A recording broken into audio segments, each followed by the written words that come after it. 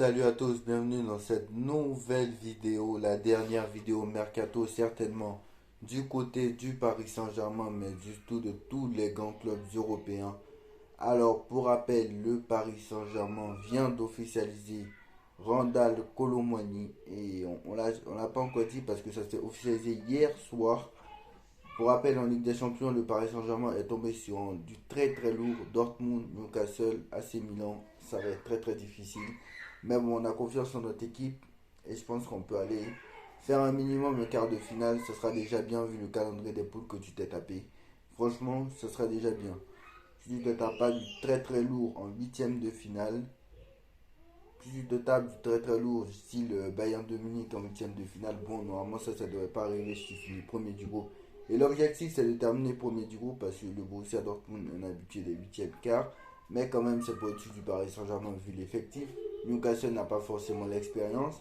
Et là c'est Milan normalement.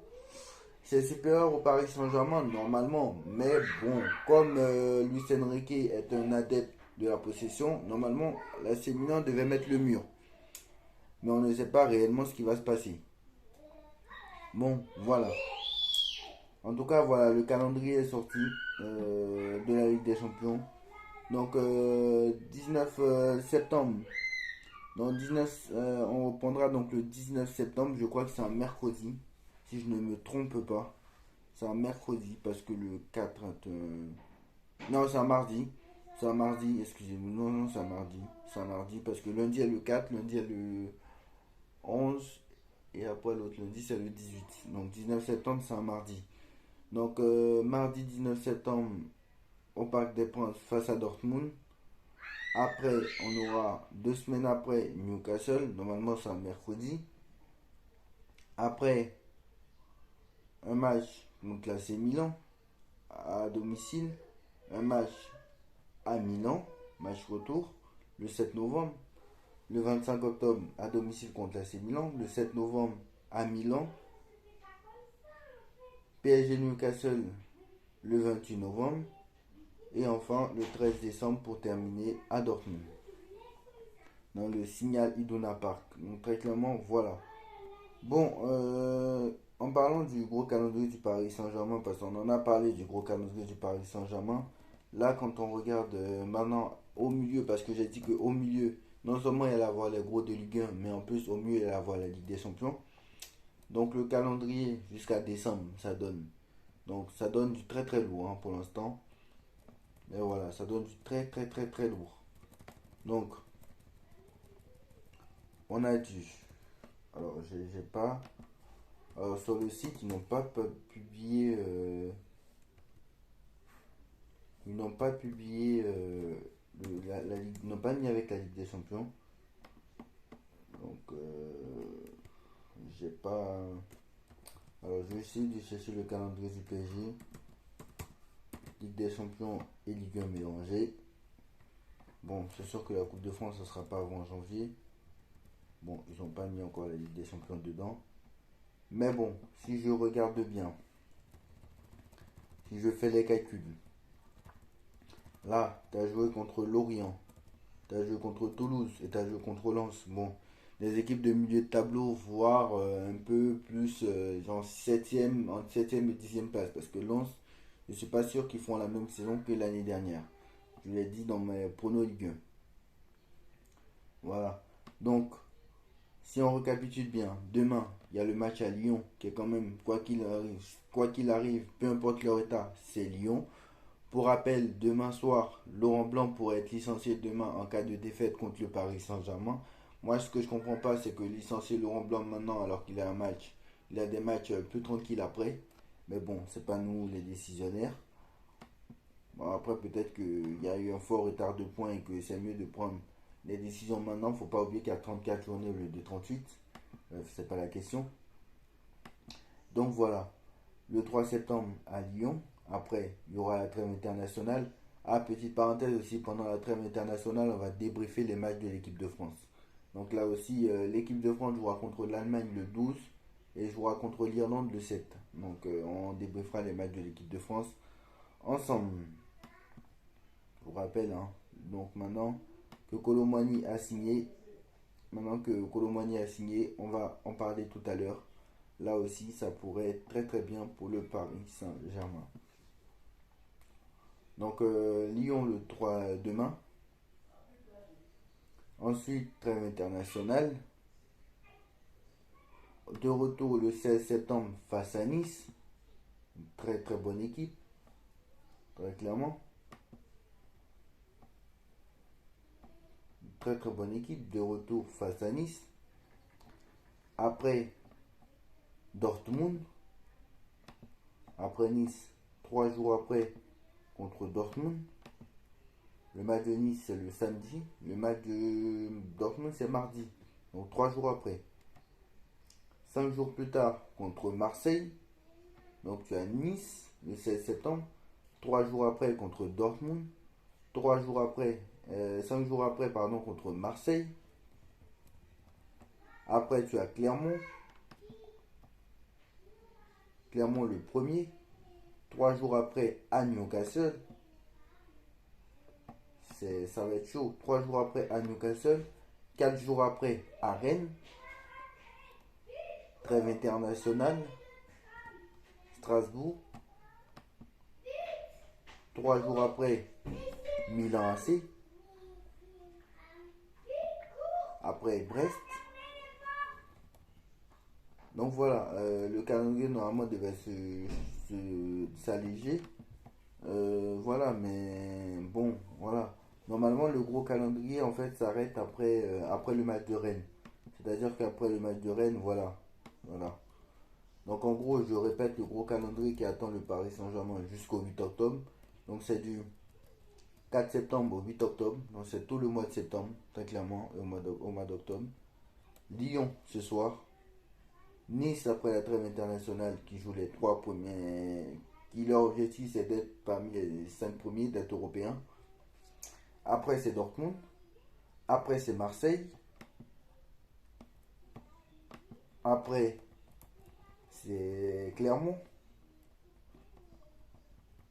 Après c'est Newcastle. Après c'est Rennes, qui est notre bête noire depuis quelques années maintenant. Donc ça ne va pas rigoler.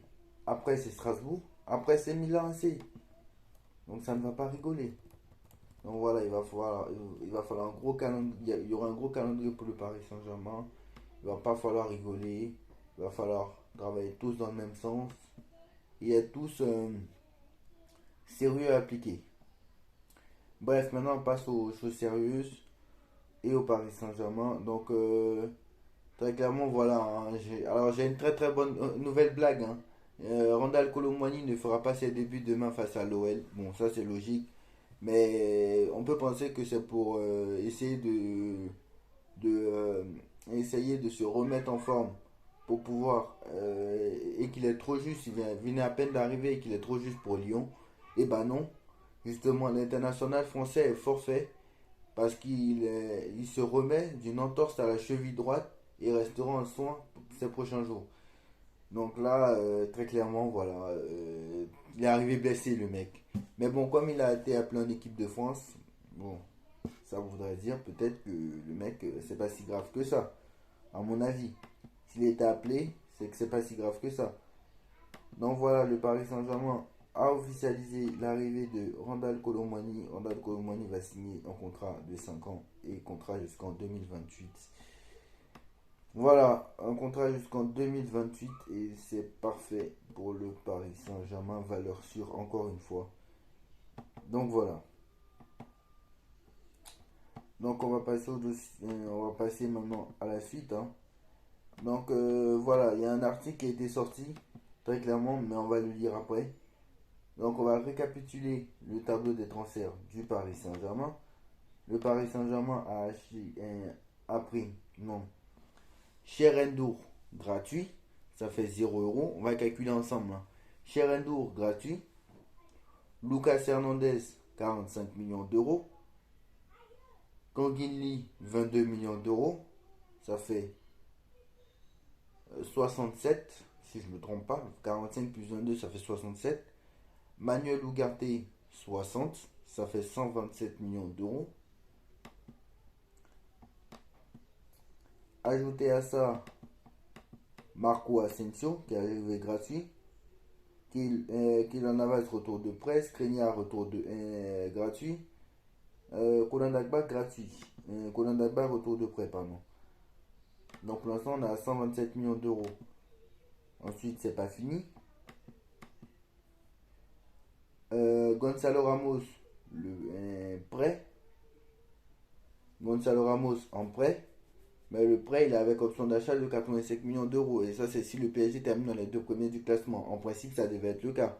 Donc 127 millions plus 85, si j'essaie de calculer, ça fait déjà 127 plus 60, ça fait 187.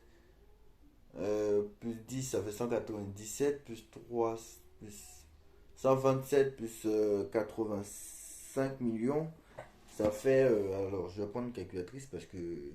Alors, 127 plus 85, ça fait... Si je me trompe pas, ça fait 202 millions d'euros. Ça fait 202. Ça fait 202. Parce que 127 plus 80, ça fait 207. 127 plus 80, pardon, ça fait 207. Voilà. 207. 127 plus 80, ça fait 207. Plus 5, ça fait 212 millions. Donc ça fait 212 millions. 212 plus Arnaud Tenas, c'est gratuit. Plus Xavi Simon, 6 millions d'euros. Ça fait 218. 218 plus 218 plus Ugarte 60, ça fait 218 plus 200, non, Ugarte 60 l'a déjà compté. 218 plus c'est tout. C'est tout. Je crois que c'est tout. C'est tout. Oui, c'est tout. Donc 218 millions d'euros. Donc on a fait un braquage à 218 millions d'euros en mercato. Mais, cette fois-ci on a recruté intelligemment. Rappelez-vous en 2017 qu'on avait fait Neymar et Mbappé pour 400 millions et qu'on n'avait pas renforcé notre milieu de terrain. Mais au niveau des départs, au départ, c'est exceptionnel. Neymar, 80 millions d'euros. Donc on a recruté pour 220 millions d'euros à peu près. Hein. Écoutez bien, Neymar, 80 millions. Mauro Icardi, 10 millions. Ça fait 90. La Vallée qui est partie en prêt. Bon, ça c'est pas grave. Bichabou, 15 millions d'euros. Ça fait 105 millions. On a vendu déjà pour 105 millions d'euros. Et c'est pas fini.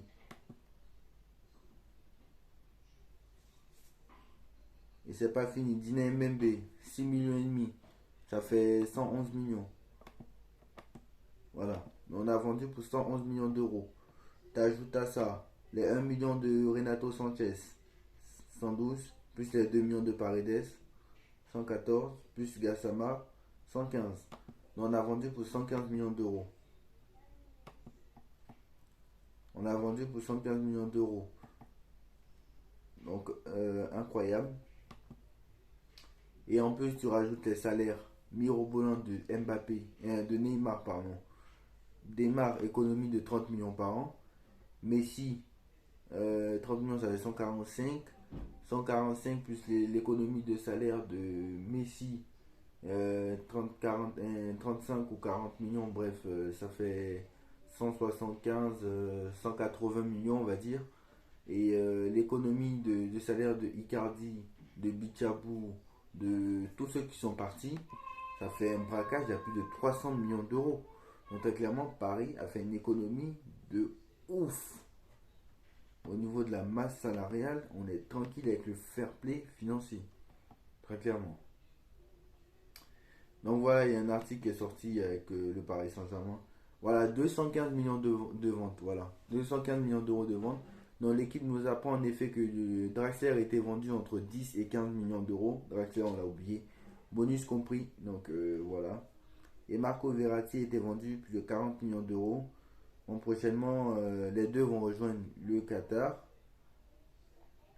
Deux départs ajoutés aux autres plutôt dans la fenêtre du marché des transferts qui devrait grimper au total en vente à 215 millions d'euros pour cet été à compter de grosses économies au niveau de la masse salariale, donc c'est ce que je vous ai dit. Donc voilà, masse salariale engendrée par les départs de Lionel Messi, Ramos et Neymar. Alors c'est vrai, on a oublié Ramos, 15 millions d'euros par an aussi d'économie, ça c'est bien. Au départ encore attendu, c'est celui d'abord de Michou, Edouard Michou, qui pourrait rebondir en Belgique, en Suisse ou en Turquie. Levin Kurzawa est appelé à rester en revanche et que Luis Enrique apprécierait sa polyvalence. Moi, Levin Kurzawa, le jour où il joue, franchement, j'espère qu'il va jamais jouer en Ligue des Champions, puisque ce mec-là, j'espère qu'il jouera quand on aura 25 points d'avance. Hein. Je ne veux pas le voir, lui, c'est impossible. Donc, comme prévu, le Paris Saint-Germain, l'été aura changé pour le mercato du Paris Saint-Germain. Cet été, ça aurait été différent. Les années précédentes, on dépensait beaucoup. Et cette année, bah, on a dépensé certes, mais intelligemment. Alors l'année dernière, ça avait déjà bien commencé parce que on avait certes fait des faux trucs, mais quand même, les Vitinha, les Fabien Ruiz, eux, généralement, ils sont restés. Donc, quand même, faut le dire. Faut que les milieux de terrain, il y en a qui sont restés quand même. Et il y en a qui sont un peu mieux que l'année dernière. Les Carlos Soler est resté. Donc voilà, au thème du dernier journée, Rocambolesque, les champions de France auront arraché la signature de Randal Colomani en provenance de Francfort. Mais le club de la capitale n'aura également pas chômé concernant les départs et ça pourrait encore s'enchaîner car Drexler et Verratti sont tous les deux partants vers le Qatar. Deux départs rapportés à 60 millions à une soixantaine de millions d'euros au Paris Saint-Germain qui viendront s'ajouter donc au départ de Verratti, Ramos, Messi entre autres. Mais ces deux derniers n'ont pas généré d'indemnité de transfert vu qu'ils sont partis en libre. C'est bien simple, depuis l'arrivée de QSI en 2011, les Parisiens n'ont jamais autant vendu. Donc voilà, Paris a quand même fait 215 millions d'euros de ventes et c'est quand même pas rien. Maintenant voilà, va-t-on réussir cette saison avec les joueurs qu'on a recrutés? Et bon, je pense que c'est quand même pas mal. Au niveau de l'effectif, c'est quand même pas mal. En soi, c'est un effectif pour aller en quart de finale minimum. Parce que déjà, faire un quart de finale avant de me parler de je gagne la Ligue des Champions. Ça, faut en être bien conscient. Ça, je le dis beaucoup. Croyez pas que l'objectif cette année, c'est gagner la Ligue des Champions. Voilà. C'est un projet à long terme. Donc, il faut attendre. City a mis beaucoup d'années à gagner la Ligue des Champions. L'Atlético Madrid, quand je peux vous dire que quand Diego Simon est arrivé, l'objectif c'était de la gagner. Mais ils n'ont toujours pas gagné la Ligue des Champions. Après, ça a combien d'années Diego Simon, l'Atlético Madrid déjà? Je pense ça fait 15 ans maintenant. Ça va faire 15 ans maintenant. Au bout d'un moment, faut. Alors, je vais vous dire, hein, ça fait combien de temps que Diego Simon est à l'Atlético Madrid? Ça fait. Alors.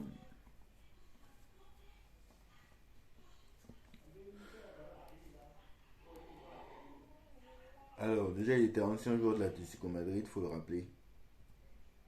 L'âge de 3 ans à l'Atlético Madrid, 26 buts. Il était milieu de terrain. Je ne connaissais pas d'ailleurs. Mais voilà, bref, il est revenu en 2003-2005. Bon, bref, ce qui est sûr, c'est que l'Atlético Madrid, il est là-bas depuis 2011. Il est à l'Atlético Madrid depuis 2011 et il a fait deux finales de Ligue des Champions, mais n'a jamais réussi à atteindre la finale. Voilà. Il a fait une demi-finale, je crois. Il s'est arrêté une fois en demi-finale, deux fois en finale. Après ces dernières années, c'est plutôt compliqué parce qu'il ne dépasse pas les quarts de finale. Mais voilà, Diego Simeone aussi, voilà, l'Atlético Madrid, ça fait. Je peux vous dire que depuis que Diego Simeone est arrivé, voilà, c'est. L'objectif est de gagner la Ligue des Champions. Ils n'ont pas encore réussi. Donc voilà. City, ils ont mis 15 ans à gagner la Ligue des Champions. Donc voilà. Et je pense que c'est un peu le modèle de Manchester City que Paris est en train de copier. Avec des doublures, avec un bon coach. Bon, on va laisser travailler normalement. Voilà. Même un bon coach, je pense que ça reste encore à prouver vu ce qu'il a fait au FC Barcelone. Et qu'on disait que c'était échec avec l'Espagne, échec avec le Celta de Vigo et la Roma. Donc, voilà. On espère quand même. Bon Paris Saint-Germain. Bon, maintenant, si on parle, si on en reste là, parce qu'on devrait en rester là, de toute façon, le mercato est terminé. Donc, on a une équipe Donnarumma dans les buts, Hakimi à droite, Nuno Mendes à gauche, bon, même si je pense qu'il ne sera pas souvent à gauche. Skriniar dans l'axe avec Lucas Hernandez normalement. Au milieu de terrain, Ugarte, Asensio, non, Ugarte, Fabien Ruiz, Vitinha ou Ugarte, Zayemri, Vitinha. Normalement, ça devait être Ugarte, Vitinha, Zayemri. Et en attaque, ça devrait être Dembélé, Ramos et Mbappé.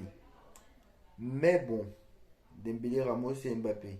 Mais bon, quand tu regardes, mais quand même, il y a des doublures, faut le dire. Quand même, il y a des doublures, il faut le dire. Et c'est là que c'est intéressant parce que il faut des doublures. Dans tous les grands clubs, il faut des doublures et il faut de la concurrence. Voilà. Voilà. Et il faut des doublures. Donc, effectif 2023-2024. Alors, moi, j'ai. Alors.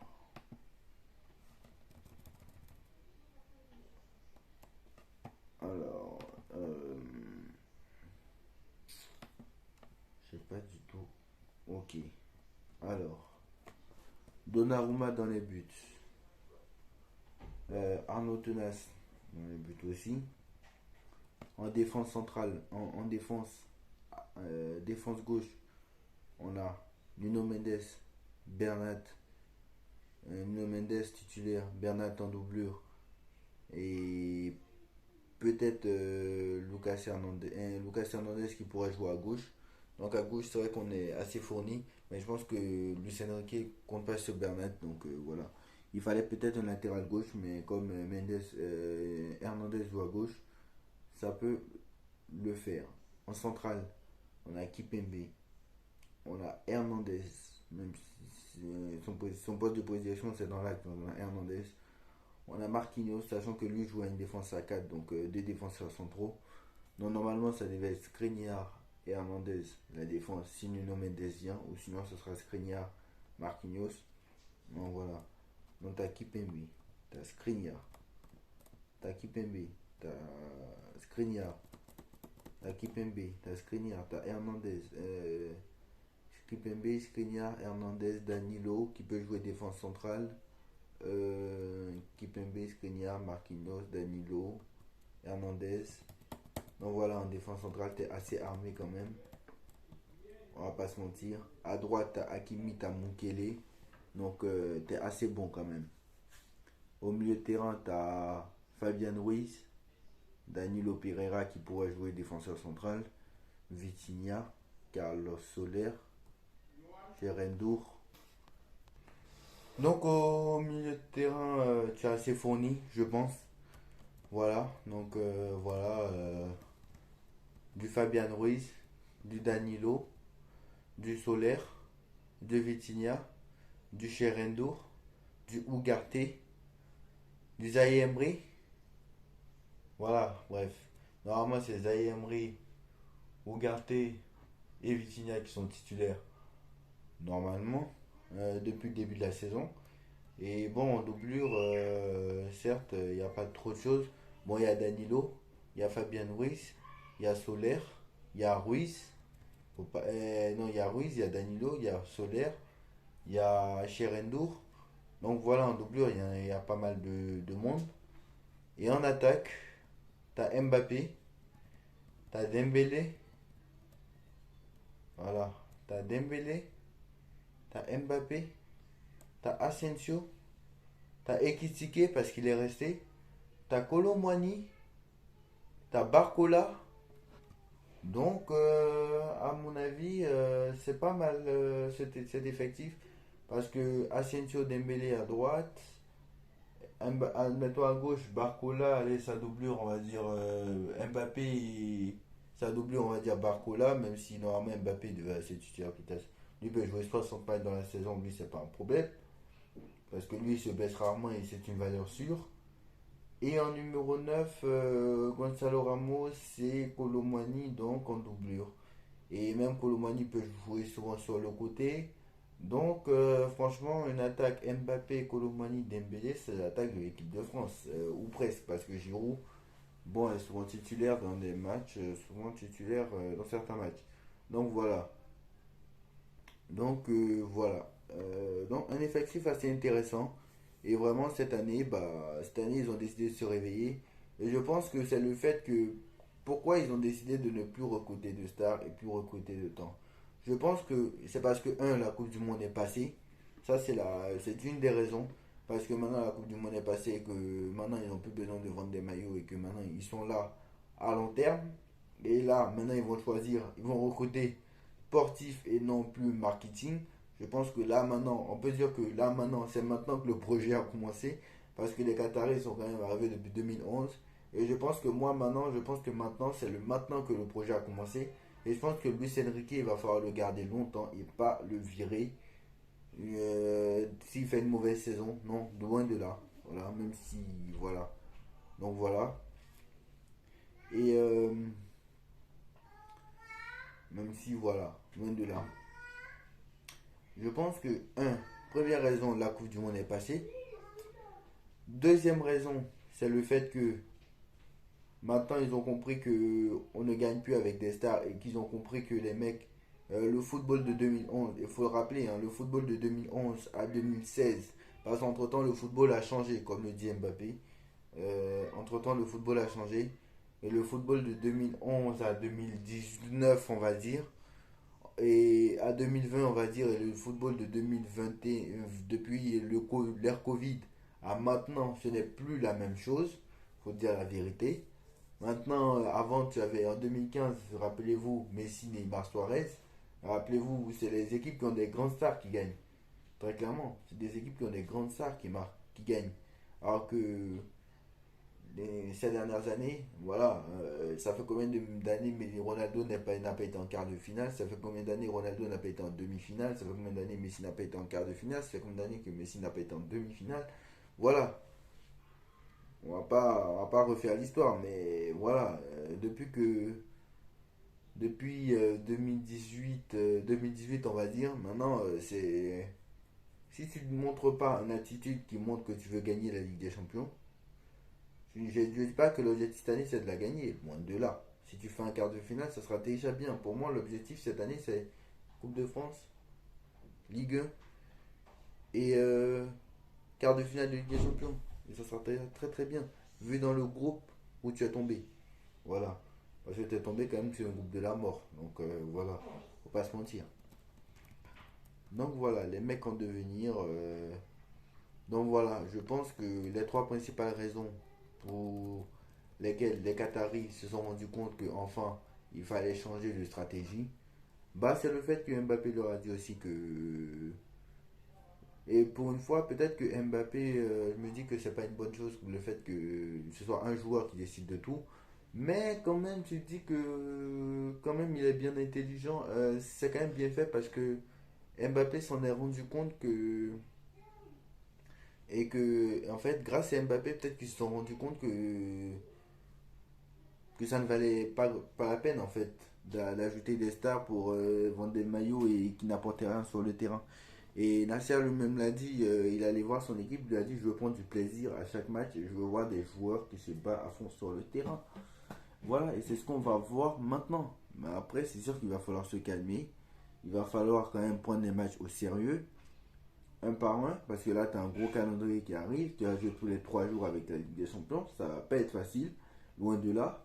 Mais tu as un effectif pour pouvoir faire tourner, et comme j'ai dit tout à l'heure, du Dembélé, du Colomani, du Mbappé, du Ramos, du Asensio et du Kanginli. Bref, en tout cas, tu as un effectif assez intéressant. Mais voilà, il va falloir quand même prendre les matchs au sérieux. Et voilà, maintenant, aller de l'avant et arrêter maintenant avec les stars. Voilà.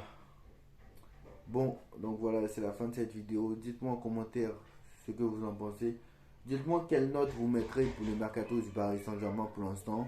Moi, quand même, j'attends de voir. On fera les comptes à la fin si on est venu au mois de mars et que ces joueurs n'ont rien apporté. Comme les Fabian Ruiz, les Carlos Soler l'année dernière. Voilà,